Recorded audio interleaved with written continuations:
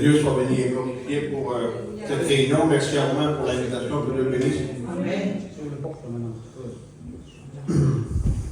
Que Dieu soit béni et glorifié donc, pour ces moments que Dieu nous permet. Donc je ne vous connaissais pas. Hein, peut-être un village que vous avez déjà vu, puis Romain aussi. Mais vous dire que je suis très heureux d'être ici avec vous. Tout simplement parce que ça nous permet de connaître davantage d'autres frères, d'autres sœurs. Ça me permet de voir d'autres endroits où la parole de Dieu est prêchée. Et j'aimerais vous dire que c'est réellement le plus important. C'est pour ça que Dieu nous a appelés. C'est pour ça que Dieu a choisi les hommes afin de pouvoir apporter le message de l'Évangile. Amen. Seigneur. Et ce soir, je ne voudrais pas faire autre chose que vous parler de l'Évangile. L'Évangile qui veut dire, vous le savez déjà pour la plupart d'entre vous, l'Évangile veut dire bonne nouvelle. De quelle nouvelle est-ce qu'il s'agit? Je vais lire un verset. Je regardais un petit peu tout à l'heure. Et je me suis souvenu de ce passage dans l'Évangile de Luc au chapitre 2. Il est écrit ainsi, au verset 10. C'est un ange qui parle et il dit: ne craignez pas, car je vous annonce une bonne nouvelle qui sera pour tout le peuple un sujet d'une grande joie. C'est qu'aujourd'hui, dans la ville de David, il vous est né un sauveur, qui est le Christ, le Seigneur. Et il dit: voici à quel signe vous le reconnaîtrez.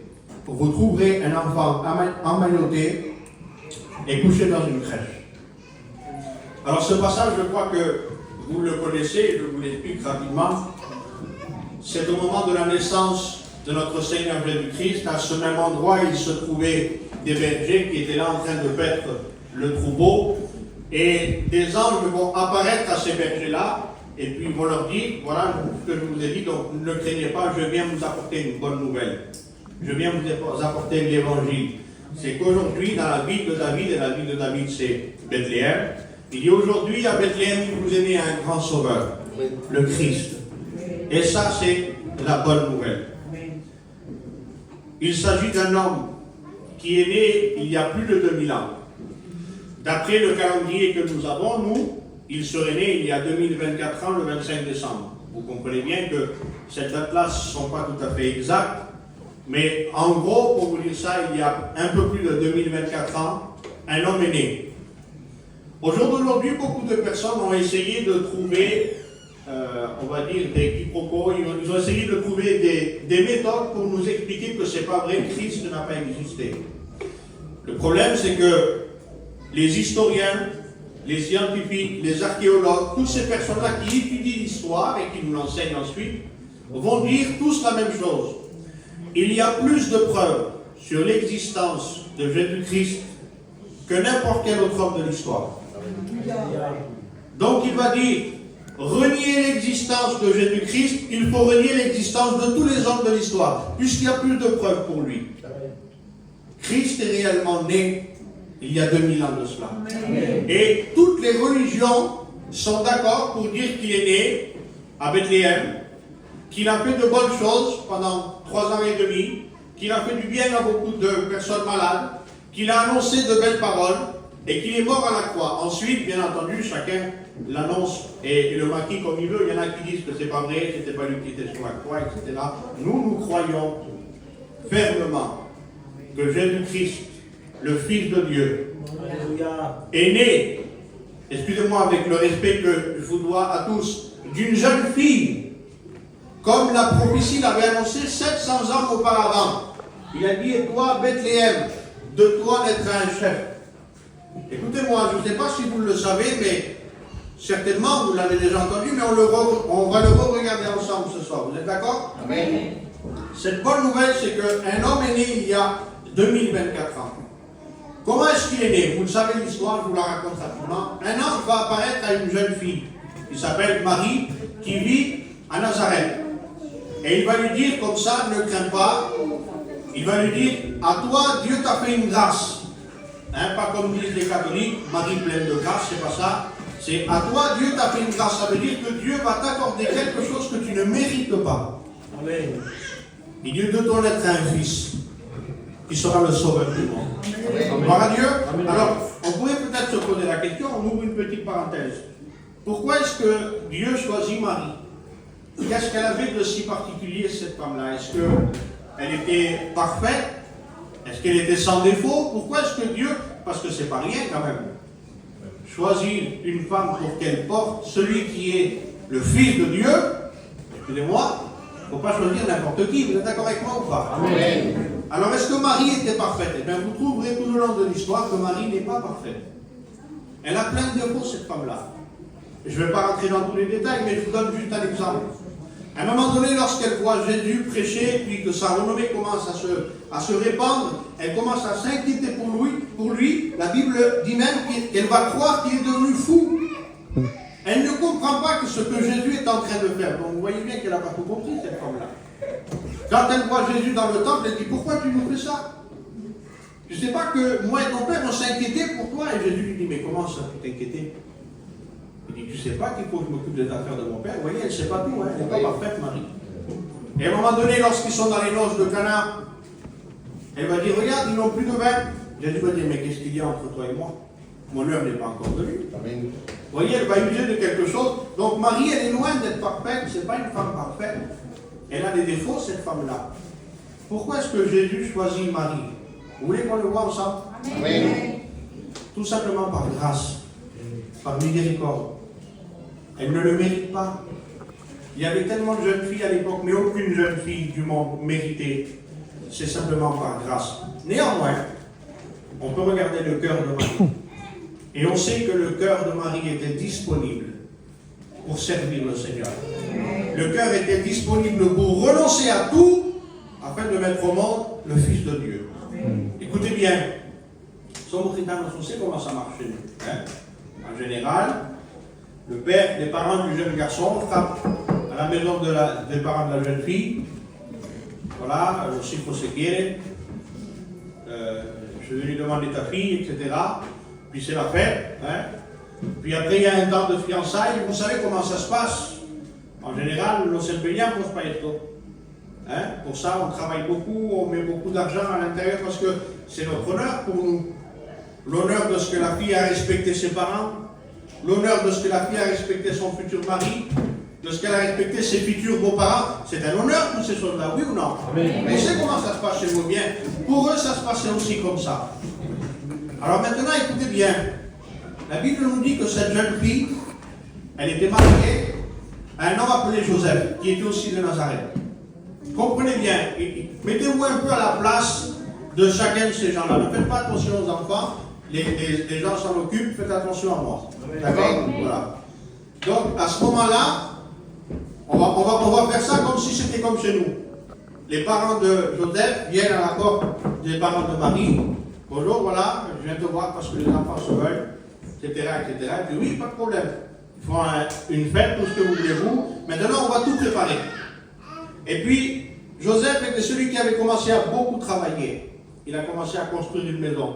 Il a commencé à empeñarse, je ne sais pas comment dire en français, à s'endetter. Voilà, à s'endetter pour se marier. Ce n'étaient pas des gens qui avaient beaucoup d'argent, hein, d'après ce que nous lisons dans la parole du Seigneur. Ce n'étaient pas des gens très aisés. Joseph et Marie, ni ses parents. Et puis, les parents de Joseph aussi, ils s'endettent. Les parents de Marie s'endettent. Et voilà que pendant le fiançailles, un ange apparaît. Et il dit, écoute Marie, nous te vamos a cantar el Yeli. On va pas chanter, on va pas célébrer ton mariage. Il n'y a plus de mariage. Seigneur, mes parents se sont endettés, mes parents de mon fiancé. Qu'est-ce qu'il va dire mon fiancé? Il n'y a pas de mariage. Tu as été choisi pour porter le Messie. Essayez d'imaginer un peu le cœur de cette femme. Elle doit lutter contre ça, elle doit renoncer à la fierté de ses parents, à la fierté de ses beaux-parents, à la fierté de son mari. Qu'est-ce qui se passe quand elle va aller voir Joseph et dire, Joseph, il faut que je te dise quelque chose. J'imagine la tête de Joseph à ce moment-là. Dis-moi, Marie, ben, on ne pourra pas faire mariage. Qu'est-ce qu'il y a? Pourquoi?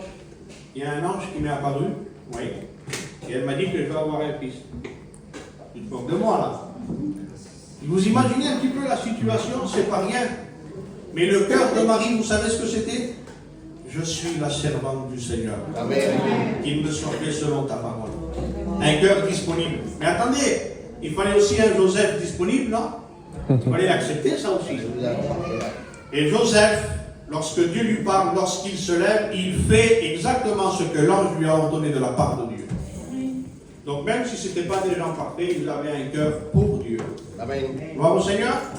Alors, voilà dans quel contexte est né Jésus. Une prophétie qui avait été annoncée. Une jeune fille enfantera un fils, s'appellera Emmanuel, ça veut dire Dieu avec nous. C'est exactement ce que l'ange va lui dire. Et le fils naît, écoutez bien. Ses parents, ils sont de Nazareth. Nazareth, ça se trouve vraiment au nord de la Palestine. Et la prophétie dit qu'ils doivent naître à Bethléem. Et Bethléem, c'est au sud de la Palestine. Il n'y avait aucune raison pour que Marie et Joseph descendent jusqu'à Bethléem et qu'à ce moment-là vienne la naissance du Christ. Vous comprenez bien?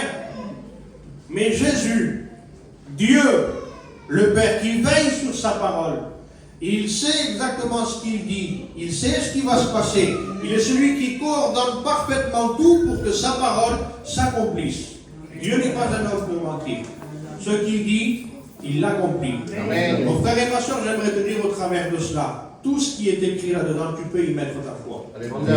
La Bible dit que la foi vient de ce qu'on entend, et ce qu'on entend vient de la parole de Dieu. Ne crois pas en rien du tout si ce n'est pas écrit. Ne crois en rien sauf si c'est écrit dans la parole du Seigneur. Écoutez bien, je vais même vous dire quelque chose, ça va plus loin. C'est important de tout contrôler par ce qui est écrit. Même quand quelqu'un vient vous raconter une expérience, on ne peut pas y mettre notre foi. Il faut d'abord le contrôler avec ce qui est écrit. Parce qu'il y a parfois des expériences qui ne valent pas avec ce qui est écrit. Et vous savez combien de personnes dérivent, combien de personnes sortent complètement de la doctrine et sont séduites par des expériences qui ont été vécues mais qui ne sont pas du tout bibliques. Et c'est là que viennent les divisions, c'est là que naissent les associations qui sont anti-bibliques, comprenez bien. Donc, ne vous basez pas sur autre chose que ce qui est écrit. De toute façon, ce qui est écrit, c'est certain, et c'est entièrement digne d'être reçu. Dieu veille sur sa parole pour l'accomplir. Gloire à Dieu. Et donc, Dieu avait dit dans la prophétie, 700 ans auparavant, Bethléem, de toi naîtra un chef. D'ailleurs, même les gens d'Israël, qui sont de cette époque, le savent, puisque quand les mâles vont venir adorer, comme les mâles viennent à Jérusalem parce qu'ils veulent adorer le Messie, les gens qui sont là, ils vont se renseigner, mais où est-ce qu'il est né le Messie? Et puis ils regardent dans les Écritures, ils disent à Bethléem. Comment faire pour qu'ils naissent à Bethléem alors qu'ils sont de Nazareth? Eh bien là, Dieu avait déjà tout concordé avec son plan. À ce moment-là, il y a un empereur, qui s'appelle Auguste, qui va demander le recensement de toute la terre. Ça veut dire quoi? Ça veut dire que chacun devait retourner à sa ville natale pour se faire inscrire. Et justement, Joseph et Marie sont de Bethléem. Le recensement, comme par hasard, 700 ans auparavant, Dieu calcule tout, et 700 ans après, ça tombe pile poil. Marie devient enceinte, avec le respect du droit. Ils doivent aller à la ville de Bethléem, et Christ naît à Bethléem. Dieu veille sur sa parole pour l'accomplir. Je reviens sur les mages, parce que je voudrais vous donner un détail là-dessus important. Lorsque les mages viennent, je me suis posé la question, par rapport à ce qu'on nous a enseigné, ce qu'on voit à la télé, on pense qu'il y a 3 mages, et que les 3 sont des rois. Sauf que ça, ce n'est pas écrit dans la Bible. On nous dit juste que c'est des mâles. On ne sait pas s'il y en a 3, on ne sait pas si c'est des rois, on n'en sait rien. On sait juste que c'est des mâles qui viennent pour adorer le Seigneur. Et écoutez bien, je me suis déjà posé la question. Comment ça se fait que des mâles viennent adorer le Seigneur? Comment ça se fait que des gens qui étudient les étoiles viennent adorer le Seigneur? Eh bien, écoutez bien. La Bible dit que le témoignage qu'on laisse, eh bien, c'est comme un petit feu. Il va dire, la langue est un petit feu qui peut embraser toute une forêt. Mais laissez-moi vous dire que ça vaut dans les deux sens. C'est-à-dire pour critiquer. Si vous commencez à critiquer quelqu'un, tu as vu ce qu'il a fait? Mais tu ne le dis pas, hein, tu le gardes pour toi. Je te fais confiance, je te le dis qu'à toi. Tu as vu ce qu'il a fait un tel? C'est pas bien. Ah oui, c'est vrai, c'est grave. Et puis la femme, elle va appeler sa mère, elle a confiance en sa mère. Maman, t'as vu ce qu'il a fait? Je te le dis qu'à toi, tu le dis à personne. Et puis la mère, elle appelle la soeur. Ma soeur, j'ai un truc à dire. Mais tu le dis à personne, je te fais confiance. Elle finit le cas, tout la famille au sol. Vous voyez comme un petit feu peut embraser toute une forêt. Mais ça vaut aussi dans l'évangile. Lorsque vous commencez à témoigner que Dieu est vivant, qu'il a changé votre vie, qu'il vous a guéri, qu'il a restauré votre foyer, qu'il a répondu à vos prières. Vous voyez, ça marche aussi. Eh bien, Daniel est celui qui a laissé un témoignage en son temps. Où à ce moment-là, il y avait des mages. Et les mages, ils ont reconnu que Daniel avait l'Esprit de Dieu en lui. Et au fur et à mesure, au fil des années, je le crois de tout mon cœur, que les mages leur ont dit, il y a eu un temps où il y avait un homme qui s'appelait Daniel, il nous a parlé de l'Éternel. L'Esprit de Dieu est en lui, les révélations sont en lui, l'intelligence est en lui, la sagesse est en lui, parce que Dieu est avec lui. Et au fur et à mesure des années, vous savez comment est-ce qu'ils savent que le Christ est né en regardant les étoiles? Moi j'ai envie de dire, mais Seigneur, c'est pas possible que tu fais ça. Normalement, c'est au travers de ta parole qu'on reconnaît les choses. Comment est-ce possible qu'en regardant les étoiles, tu leur dis que le Fils devrait naître? C'est pas écrit nulle part ça. Mais écoutez-moi, on a un Dieu qui n'est pas un Dieu compliqué et qui se met à notre niveau pour nous amener à son niveau. Les mages étudient les étoiles, oui, ben je vais leur parler au travers des étoiles. David est un berger, je vais lui parler au travers des brebis. Vous êtes vigneron, je vais vous parler avec la vigne. La Samaritaine connaissait le puits de Jacob, je vais lui parler du puits de Jacob. Dieu se met à ton niveau pour que tu puisses comprendre son langage, afin de t'amener à son niveau à lui. Bon, Seigneur? Donc voilà l'arrivée de ce Messie, le Fils de Dieu. Il est venu. Et vous savez pourquoi il est venu? Il est venu envoyé de Dieu par la vertu du Saint-Esprit, et c'est lui-même qui a accepté de venir. Et Jean 3,16 dit, car Dieu a tant aimé le monde, qu'il a donné son Fils unique, afin que quiconque croise en lui ne périsse pas, mais qu'il ait la vie éternelle. Laissez-moi vous dire, frères et sœurs et amis, que si Jésus est venu, c'est parce que vous et moi, on était destinés à périr. Pourquoi? À cause du péché. La Bible dit que le salaire du péché, c'est la mort. C'est la destination pour l'enfer et pour toute l'éternité. Un lieu de grincement dedans, un lieu de souffrance. Allez, je vais le dire. Tout à l'heure, Antonio m'a dit pourquoi tu ne prêches pas sur Luc 16. Alors, on va le regarder vite fait. D'accord? Je passe rapidement. Luc 16, c'est une histoire que Jésus va raconter. C'est pour vous dire que Jésus, il n'y a rien qui lui est caché. Il sait ce qui se passe sur terre et il sait ce qui se passe dans l'éternité. Gloire à Dieu. Jésus, lui, il est éternel. Ça veut dire que lui, il n'a pas de temps. Le présent, le passé et le futur, c'est un seul temps pour lui. Il est partout. Gloire au Seigneur. Donc, il n'y a rien qui ne lui est caché. Et il va parler d'une histoire qui se passe après la mort. La Bible nous dit que c'est deux hommes. Un homme appelé le pauvre Lazare et un autre homme appelé l'homme riche. La Bible dit que l'homme riche menait joyeuse et brillante vie. Chaque jour, je ne sais pas vous, mais vous et moi, normalement, on mène une joyeuse vie, 3-4 jours, et après on commence à pleurer. C'est comme ça, non? Lui, chaque jour, joyeuse et brillante vie. Chaque jour, il profitait chaque jour de sa vie. Et le pauvre Lazare était malade, couché devant sa porte, affamé. Et la Bible nous dit que le rendez-vous de tous les vivants, c'est la mort. Donc, le riche comme le pauvre finissent tous au même endroit. Ils vont mourir. Petite parenthèse, le riche n'a pas été en enfer parce qu'il était riche. Comprenez bien que Dieu n'a rien contre l'argent. Dieu est contre l'amour de l'argent. C'est bien différent. C'est quand l'argent devient une idolâtrie, Dieu est contre ça. Donc le riche n'a pas été en enfer parce qu'il était riche. Il a été en enfer parce qu'il ne s'est pas repenti. D'ailleurs, lui-même, il le dira. Il va dire, envoie quelqu'un vers mes frères afin qu'il se repente. Donc il savait qu'il devait se repentir et il n'a pas fait. Écoutez bien, lorsqu'il arrive dans le séjour de mort où il souffre cruellement, la Bible dit. Vous voyez, nous on croit qu'il n'y a plus de vie. Après cette vie-là, ça y est, c'est fini. Notre corps, il est sur terre et puis on ne ressent plus rien. Regardez cet homme, les détails. Il va dire, il leva les yeux. Je vous pose une question. S'il est mort, c'est quel œil qui va lever? Puisqu'il n'a plus de corps. Il dit, Et il cria, mais je pose la question avec quelle voix? Puisqu'il n'a plus de corps. Et il commence à voir Lazare, donc il reconnaît, il a une conscience. Vous me suivez ou pas? Parce qu'après cette vie, il y a encore une vie. Après cette vie, on ressent encore, on est encore conscient. Mais pour l'éternité, ça ne finira plus. Et lui, il est pour l'éternité dans le séjour des morts. Il regarde. Écoutez bien, on peut comprendre par rapport à ce qu'il va dire le Père Lazare. Le Père Lazare, il va dire ils ont Moïse et les prophètes. Donc on peut voir à peu près à quel temps ça se passe à l'époque de Moïse et les prophètes. Mais entre Moïse et les prophètes et Abraham, il y a plus de 1000 ans. Et lui, il vient 1000 ans après sans jamais avoir vu de photo d'Abraham. À l'époque, il n'y avait pas de photo, il n'y avait pas de selfie, il n'y avait pas de portable. Et il regarde et il reconnaît Abraham. C'est rare quand même. Parce que laissez-moi vous dire que lorsqu'on meurt, la conscience est décuplée. L'intelligence sera différente. La Bible dit qu'on sera capable de voir ceux qui sont morts avant nous et les reconnaître. Je vous donne un autre exemple tout simple. À la montagne de la transfiguration, il y a Jésus, Moïse et Élie.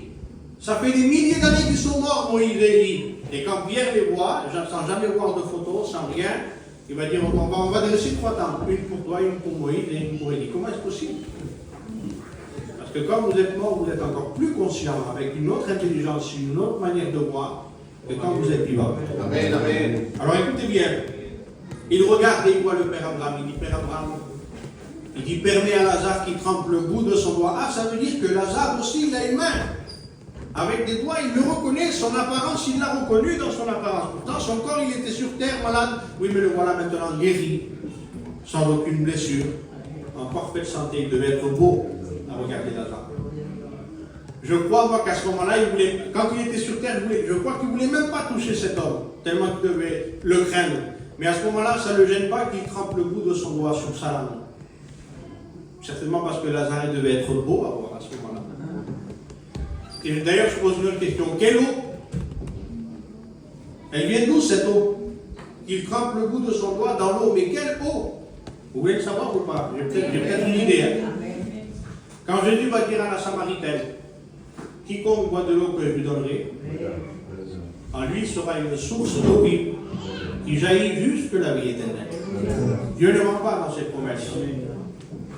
Que le pauvre Lazare qui est là-haut trempe le bout de son doigt dans cette eau qui jaillit jusque cette vie éternelle et qui me rafraîchisse la langue.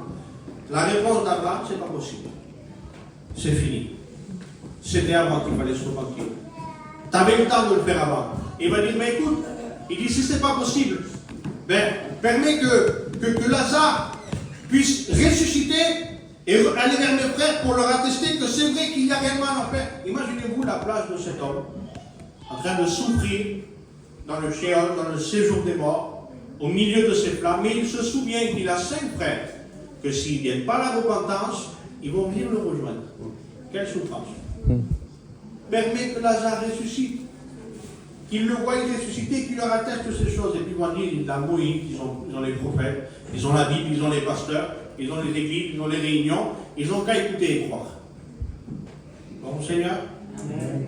Parce que parfois on demande des miracles alors que le miracle il est juste devant nous. Amen. Parfois on demande, Seigneur, je veux voir quelque chose du ciel. Je te promets que ça ne change rien.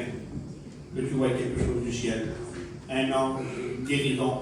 Je vous dis, je suis parti 1 an et demi à peu près dans la ville de Toulouse à Grisol, où on a apporté l'évangile là-bas. Et j'ai vu des miracles de mes yeux. On a imposé les mains aux malades, à des malades qui étaient vraiment malades, des personnes qui ne pouvaient plus marcher, des personnes qui avaient les mains bloquées, une personne qui avait un problème au bras. On a prié pour eux, ils ont été guéris sur le champ. Amen. Vous pensez qu'ils se sont convertis? Pas du tout. Ils venaient à la réunion, mais ils n'étaient pas convertis. Les miracles, ça ne change rien. Par contre, dès que vous commencez à chercher, non pas le miracle, non pas l'intérêt, mais vous commencez à chercher Dieu. Et vous le cherchez de tout votre cœur. Comme je l'explique toujours, c'est de tout votre cœur qu'il faut le chercher. Vraiment de tout votre cœur, ça veut dire que c'est tout entier. Tout à l'heure, on a parlé de fiançailles. Vous avez vu ce qui se passe quand il y a un fiançailles? du jour où on est fiancé jusqu'au jour du mariage, allez voir un peu la mère de la mariée, les sœurs, les tantes, de quoi ça parle? Du meilleur coiffeur, du magasin, de la chaussure, de la robe, du jour du mariage, de la musique qu'on va mettre, de ceci, oui ou non? Matin et soir. Vous savez pourquoi? Parce que ce jour-là a pris tout leur cœur. Ainsi, vous devez chercher le Seigneur. Amen. Matin et soir, que ça prenne tout votre cœur. Et puis la Bible ne ment pas. Si vous me cherchez de tout votre cœur, vous me trouverez. Donc, Seigneur, amen. Et justement, Jésus est venu. Dieu a envoyé son Fils afin que nous puissions croire en lui et qu'on n'aille pas avec cet homme riche au même endroit en train de souffrir pour l'éternité, mais qu'on aille rejoindre le pauvre Lazare qui est là-bas consolé, guéri, ses larmes séchées, plus de deuil, plus de souffrance. Dieu est parti, Jésus est parti nous préparer une place et quand tout sera prêt, il reviendra nous chercher. Gloire au Seigneur. Alors voilà la bonne nouvelle. Christ est venu pour les pécheurs. Et j'arrête avec ça, frères et sœurs. Est-ce qu'on est pécheur? Est-ce que je suis un pécheur? Parce que la Bible dit comme ça, que le pécheur, il est perdu pour l'éternité. Qui c'est qui est sauvé? Ben, celui qui est juste. Est-ce qu'il y a un juste parmi nous? Est-ce qu'il y en a un qui peut dire « j'ai jamais commis de péché » Je vous pose une question. Qui n'a jamais menti? Même si c'est un tout petit mensonge pour vous arranger, toucher 100 euros de plus. Allez. Qui n'a jamais menti? Je vous pose la question. Personne. Quand mon fils, je me rappelle encore, il était tout petit, je crois qu'il n'avait pas 1 an. On va dire 1 an. Et il s'était caché dans le placard et il avait mangé tous les chocolats du placard. Et je vais le voir, il dit au père, c'est toi qui as tout mangé. Il avait du chocolat comme ça partout. Il dit au père, c'est toi qui as tout mangé. Non. Petit déjà, on sait mentir. Oui ou non?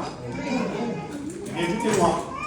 Si vous avez commis seulement le mensonge, que le mensonge, c'est pas grand-chose, vous allez me dire. La Bible dit que celui qui commet un péché est coupable envers toute la loi. Vous êtes tous coupables. Il n'y a pas un seul juste. Vous allez me dire, oui, mais moi, c'est rien ce que je fais à côté de l'autre. Eh bien, je vais te dire quelque chose. Dans la Bible, un péché est condamnable, quel qu'il soit. Vous allez me dire, moi, j'ai pas invoqué des choses qu'il ne faut pas, je n'ai pas été voir des sorcières, je n'ai pas été faire ces choses-là, je n'ai pas commis de divination. Vous savez ce que dit la Bible?